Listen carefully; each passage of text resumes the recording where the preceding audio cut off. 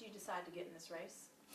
Well, it was always a dream of mine when, way back in the day when we were at a patrol briefing, as a matter of fact, the captain of CID now reminded me of that. And to be the sheriff, I always predicted I was going to try to run for sheriff one day. Realistically, 2 years ago, people started coming to my house. They would show up at random saying that I was being spoken about and that they wanted me to run for sheriff. And so that happened a few times, and I was really kind of taken back figuring out how they know where I lived.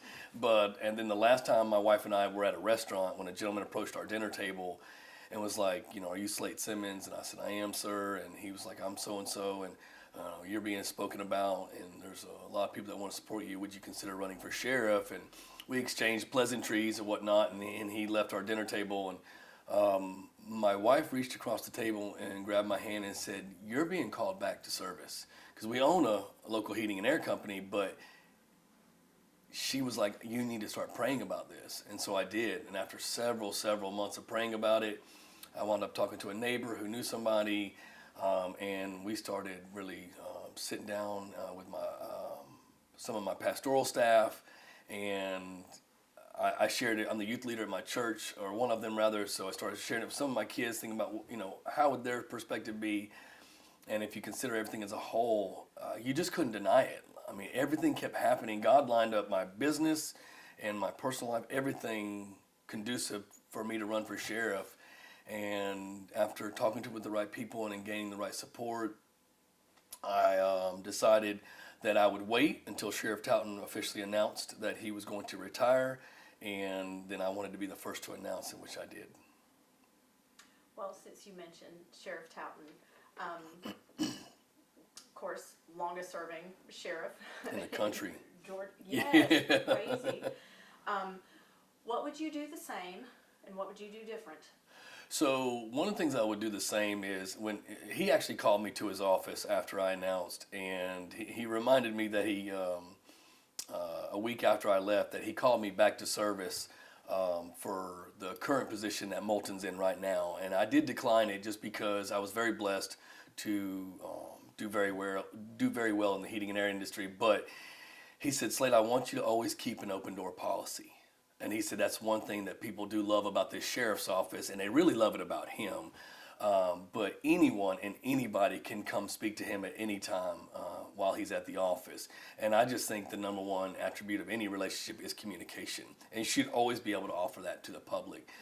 Some of the things that I would do different is I'd probably be a little bit more engaged proactively with probably society as far as the citizens, some of the teenagers in that aspect. I have some programs that are going to be developed to really create outreach for the citizens, like a Citizens Police Academy. I want to do an Explorer program for kids that involve multi-agencies like fire departments, paramedics, police departments, and of course the sheriff's office. Some of the things I want to implement is like the drug and alcohol rehabilitation program inside the jail to coexist with a couple programs that I have lined up outside the jail. So maybe we can kind of break up the vicious cycle of, we come across some folks that are addicted to drugs because they've stolen property or whatnot, and they sold it to buy drugs, and then they come in contact with law enforcement, and then they get arrested, we go to jail, and it's just like a cycle over and over. And I think everybody can agree drugs and alcohol has affected probably every family in America, and we've got to do something to interrupt that cycle. So I want to be really proactive in those aspects. Well, I'm glad you've mentioned it twice now that you work with youth at your church, and that having programs for young people. Youth crime is on the rise and everywhere. Sure. So why do you think it's happening, and what would you do to help prevent that? So I think it's happening, honestly. A lot of people in society, if you pay attention to the climate, they want to finger point at parents. And I understand we should be held accountable, but you have a lot of single moms that are working 2 jobs, and their kids get home from school, and they're maybe 13 years old, and they're hoping that they are doing the right things at home, but eventually they kind of succumb to their own peer pressures, and they're running the streets, and sometimes they're getting more attention from the streets than they are at home, because you got single moms or dads or whatnot that are out there trying to provide a living for their family, and they just don't have the direction. They don't have the guidance. They don't have the discipline. So I've actually talked to some community leaders. My goal, like in the first 4 years, is I want to purchase some property and build a facility so these kids can go to it after school. And then even like no stress about the payroll overhead. I want to staff it with retired first responders and retired military. That way, it's going to be a volunteer program, so we won't even have any payroll to succumb to. So that's one of my goals there. I really want to be proactive with these children because we do. There's an influx of juvenile crime, and we do have gangs in Houston County, and a lot of the older heads in the gangs will send the juveniles to do their bidding because the penalties are less. So it's coupled with the fact that, every agency in Houston County, including the sheriff's office, is severely short-staffed. You don't see the per capita patrol cars, regardless of agency, in the high crime areas, just because we don't have the men and women to serve. So, and that's another good point. Over the past 6 weeks or so, we've taken the 13 WMAZ listening lab around the community. And we were at the Cherry Blossom Festival in Macon, and we were at the Dogwood Festival a couple of weeks ago in Perry. It was lovely. And what people told us over and over again, whether they live in Bibb or Houston, is that crime is the number one concern. So what's your bigger picture? How do you address that for citizens? So one of the things I want to do is, within my first 30 days, is I want to talk to the deputies. I want to see what makes them tick, what they want, what they like, what they don't like, because I have to make the sheriff's office more marketable for people to come here. We used to be the most sought-after agency in Middle Georgia. We were the highest paid agency in Middle Georgia. We made better than State Patrol, GBI, Perry, Warner Robins. It's just not that case anymore. I know the commissioners and the heads are trying to, and I can appreciate that, but so if I can find out what the common denominators are, I can show up to the training centers and start recruiting the free agents that walk across the stage that have put themselves through the academy. We can do a lot of stuff with social media and marketing and advertising versus just taking a picture and saying, hey, we're hiring for $20 an hour. We've just got to really take a proactive approach about that. Some of the crime stuff, I want to implement and create a crime suppression unit. So when we get a group of citizens that let me back up. How it starts is patrol goes out, answers calls, usually like, say, the morning shift. Well, what has happened at 2 or 3 o'clock at night is people have gone, pulled on door handles, got their stuff stolen, maybe a house or two broken in or a business, and then the patrolman takes the report, forwards it to criminal investigations, and then a criminal investigator sometimes will, you'll have one case over here and one case over here.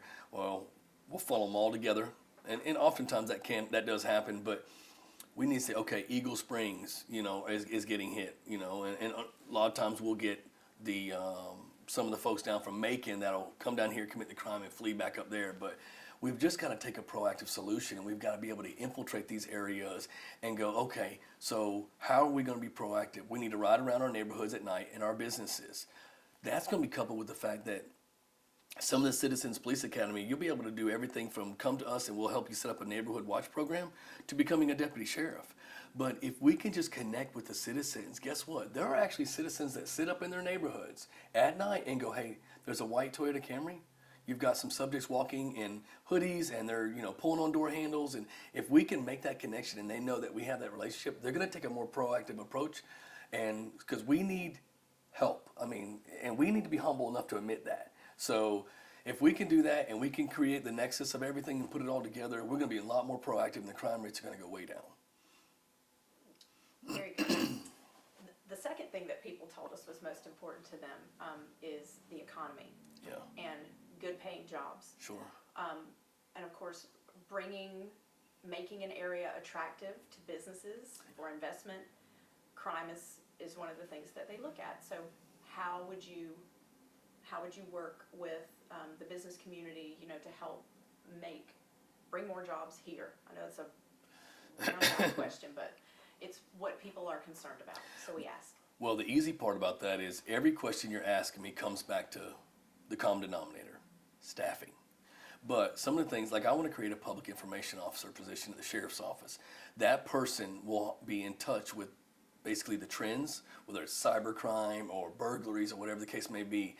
and they can go to a business owner and go, hey, listen, what are you or your business friends dealing with? Like, I own a heating and air company, but there's several businesses that are not similar to me that are around me, and we can all network and go, well, actually, yeah, the gas company got hit for, whatever the other day, or the heating and air company got hit for all their metal the other day. We can get an understanding as, okay, where are the pocket areas, where are the problems, what are your concerns? Well, I've got cameras, but they don't, or, how are the safety measures we can take to secure our building, things of that nature. If we're having a higher crime area, then can we install maybe more flock cameras here? And, because oftentimes I get it, they're in a lot of like entrance and exits of neighborhoods, but businesses, especially local businesses, are our lifeblood of our community. And we really need to take a proactive approach, but we've got to get in there and talk to the people that own insurance companies and, even banks and whether it's heat and air companies or cable company, anybody.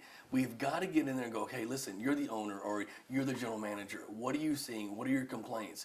Well, yeah, the business next to me, somebody ran right through the glass doors in their car. It's a pawn shop. And they just crashed right through it. And he was talking to me, and I was like, well, these are some of the things that you can do to shore up your building. Well, guess what? He put steel shutters on there, rolling down doors. He put steel post and concrete in front of his business. It's things like that. At the end of the day, we have to be able to communicate to our business owners. We have to talk to our citizens. But the first and foremost, we've got to get up to staffing. If we don't do that, we're just kind of chasing our tail. Talk a little bit about your experience. Some of the candidates have law enforcement experience and some do not. Talk about yours. Well, I have 20 years at the Houston County Sheriff's Office. That's more than all candidates combined. I have almost 5,000 hours of training, law enforcement training.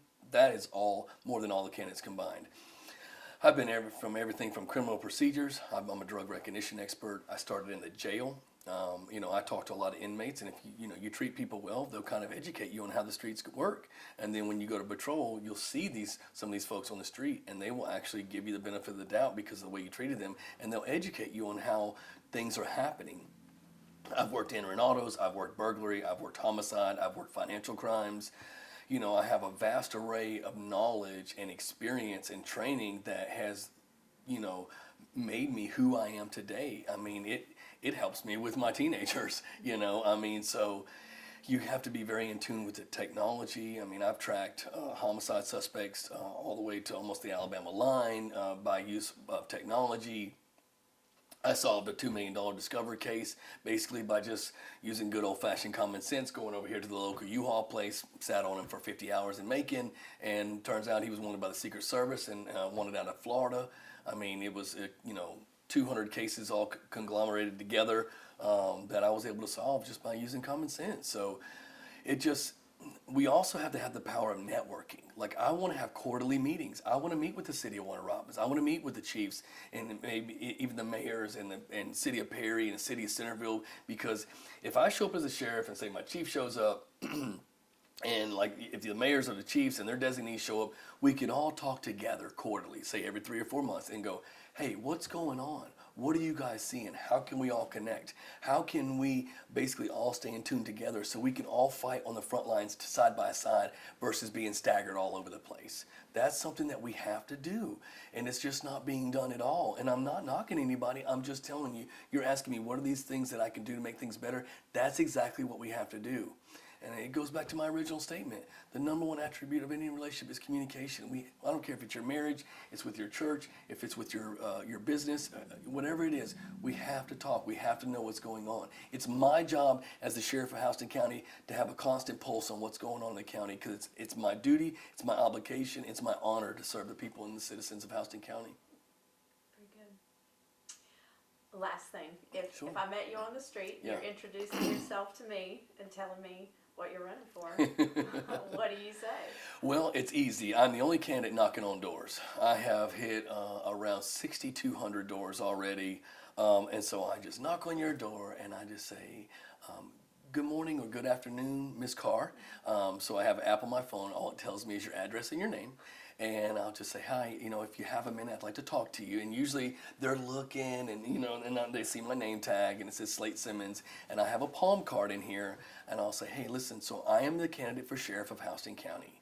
And if you have just a second, I'd just like to tell you a little bit about myself. And usually they'll give me a pause and a smile or a nod and say, sure, go ahead. And I'll just say, listen, I'm a local business owner. I'm a 20-year retired deputy sheriff from Houston County.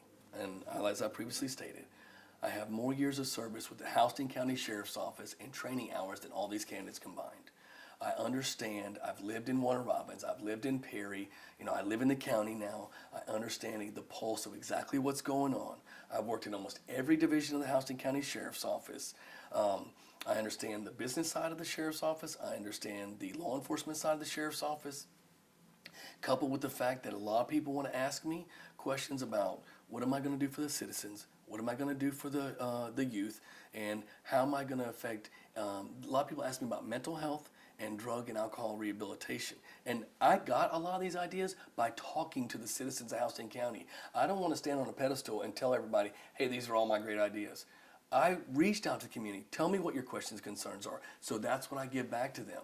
So, and after I tell them about my Citizens Police Academy, my Explore program for the youth involving all agencies from paramedics, fire, law enforcement, and drug, alcohol rehabilitation and mental health training for the men and women of the Sheriff's Office. I've been very blessed to be very successful. I am almost out of yard signs, and I've given out, I had 25,000 palm cards with my personal cell phone number on there, and I've got a few handfuls left. So I've been very blessed by the community.